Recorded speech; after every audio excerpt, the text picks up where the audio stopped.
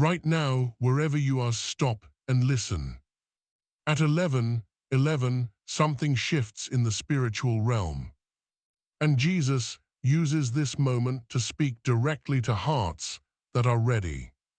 He sees your struggles, your fears, your unanswered prayers. And today he is responding. There are moments when heaven does not speak in soft suggestions, but in urgency. There are times when the Spirit is shaken, not to frighten you, but to wake you up. This is one of those moments. Something has been sent in your direction.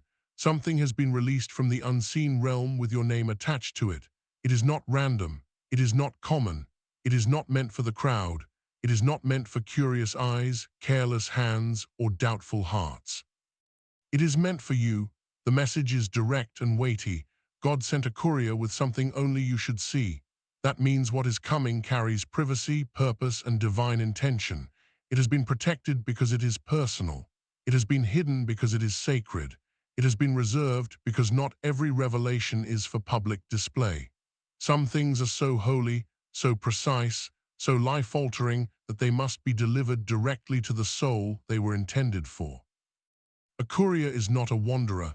A courier does not move without assignment. A courier carries what has been entrusted, and what has been entrusted is usually important enough to require careful delivery. So if God sent a courier, then what is being carried is not empty. It is not symbolic without meaning. It is not a passing thought in the wind. It is a message. It is a transfer. It is an answer. It is a warning. It is an instruction. It is a confirmation. It may be something that clarifies what has confused you. It may be something that protects you from danger. It may be something that unlocks your next step. It may be something that reveals why your spirit has been so restless lately. But whatever it is not arriving without purpose. Heaven does not dispatch sacred things casually. And then comes the warning with force. Archangel Michael warns, "I order you." Those words are not gentle decoration. They carry authority, they carry weight, they carry the sound of warfare. Michael, in spiritual understanding, represents divine defense, protection, battle, and the triumph of heavenly authority over darkness. So when the warning comes through that voice of command, it means something serious is taking place. It means this is not the hour for delay. This is not the hour to sleep through your summons. This is not the hour to be passive while something crucial stands at the edge of your obedience. Heaven is not merely informing you. Heaven is pressing you. Heaven is commanding movement. Heaven is confronting hesitation. The force of the message reveals the importance of the matter. The phrase "only you should see" is filled with meaning. It speaks of intimacy. It speaks of discernment. It speaks of divine secrecy. There are things that God will show a soul in private before he ever allows it to be understood in public. There are truths that cannot be entrusted to the noise of the crowd. There are instructions that will be misunderstood by people who do not know your burden, your warfare, your history, or your calling. Sometimes the reason a thing is hidden is not because it is weak, but because it is precious. A seed is hidden before it becomes a tree. A child in the womb is hidden before it is revealed. A treasure is hidden because of its value. In the same way, what God is sending may be hidden because it is holy, personal, and too important to be exposed before the proper time. This means the message is not about public approval. It is not about making everyone around you understand. It is not about gathering opinions. It is not about asking the crowd whether what heaven sent is valid. Some people wait too long because they are trying to get public agreement for a private revelation. But if God marked it for your eyes, then your first responsibility is not explanation. Your first responsibility is discernment. Your first responsibility is reverence. Your first responsibility is to recognize that heaven still knows how to deal directly with a person in a way that no one else can interrupt. When God wants to speak into the deepest places of your life, he often removes the audience. There is also a reason the message sounds urgent. Urgency in the spirit often means timing matters. It means what has been sent is connected to a moment, a window, a crossing, a decision, or a turning point. Some things can wait. Some things cannot. Some instructions are seasonal. Some answers are tied to readiness. Some warnings are sent because delay would be dangerous. So when you hear language that sounds commanding, understand this. The seriousness of the tone reflects the seriousness of the assignment. Heaven is not trying to entertain you. Heaven is trying to position you. The order is not meant to crush you. It is meant to move you. It is not about fear for fear's sake. It is about obedience at the right time. And what could this courier be carrying? It could be carrying truth that breaks deception. It could be carrying peace after a long season of inner torment. It could be carrying closure after confusion. It could be carrying strategy for your next battle. It could be carrying confirmation that what you sensed in prayer was real. It could be carrying protection from something you did not see coming. It could be carrying an opportunity, a release, a warning, a key, or a word that brings everything into focus. The exact form may differ, but the meaning remains. Heaven is moving something into your reach that belongs to your season. The courier symbolizes divine precision. What is delivered from God is never careless. It arrives with knowledge of exactly where you are and exactly what you need. For many people, the hardest part is not asking God for help. The hardest part is recognizing help when it arrives in a form they did not expect. Sometimes people pray for answers but ignore instructions. They pray for breakthrough but resist movement. They ask for clarity, but when the message comes with urgency and responsibility, they shrink back. Yet this script speaks against that hesitation. It declares that your moment of response has come. If a courier has been sent, then your part is not to analyze the mystery forever. Your part is to receive. Your part is to move toward what heaven has made available. Your part is to stop treating the things of God like distant possibilities and start handling them like immediate realities. The presence of Michael in the message also suggests that what is being delivered has been contested. There are some blessings, some revelations, some protections, some assignments that arrive through conflict because darkness does not easily release what threatens its hold. That does not mean the delivery will fail. It means the delivery matters. Warfare is often evidence that value is near. Resistance often shows that breakthrough is not imaginary.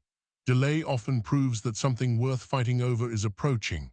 So if your spirit has been under pressure, if your thoughts have been clouded, if distraction has increased, if weariness has tried to settle over you, it may be because something significant is close enough to provoke opposition.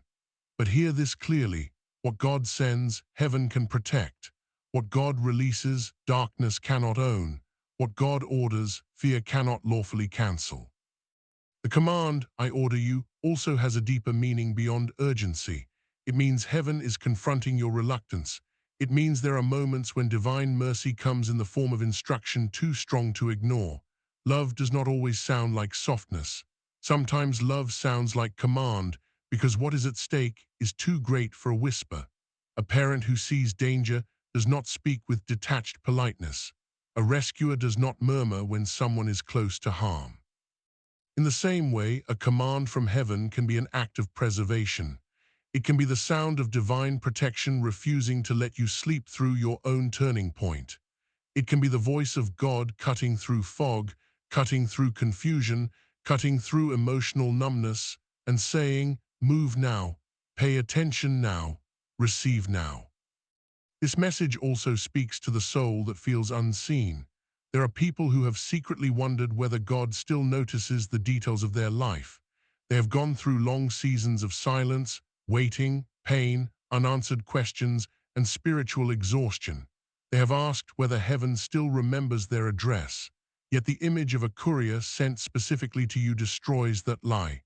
It means you are not lost in the crowd. You are not forgotten in the system of life. You are not invisible to the one who formed you. If something is sent only for you to see, then it means God knows exactly how to reach you personally. He knows your private griefs, your hidden fears, your battles no one else understands, and your longing for direction. This is deeply comforting because it means divine care is not generic, it is personal. But with personal revelation comes responsibility. If what is being sent is only for you to see, then you must handle it with honor. Not everything sacred should be exposed immediately. Not every divine movement should be talked about before it has taken root. Some things must be prayed over before they are announced. Some things must be protected before they are explained.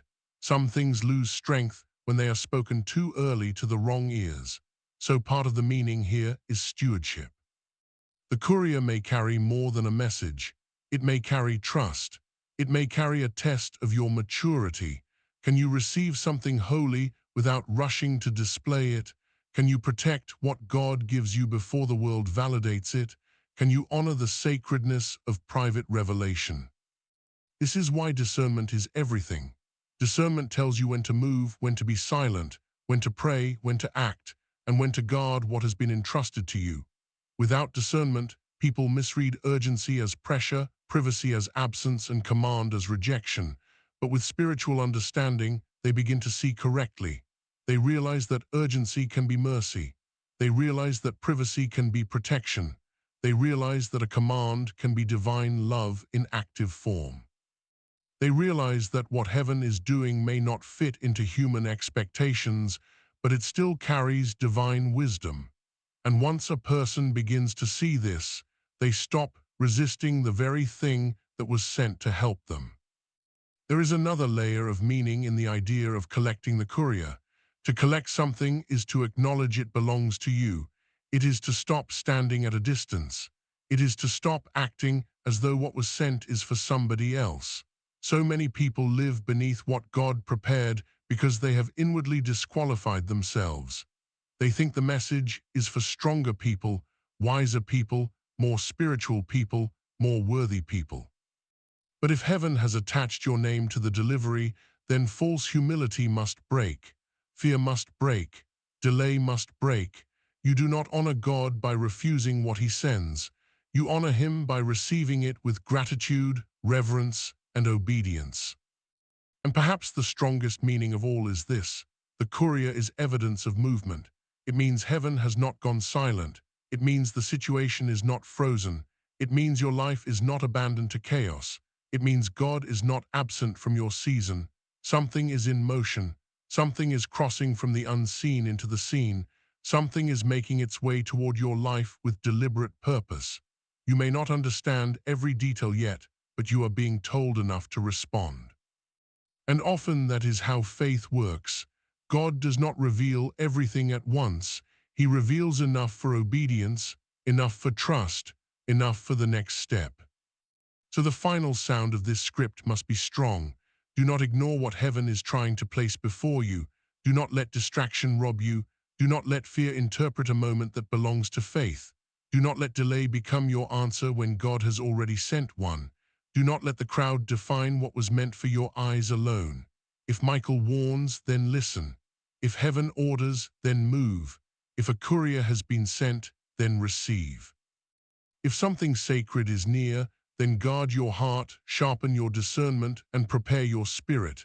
Because this is not just about a delivery. This is about divine intervention.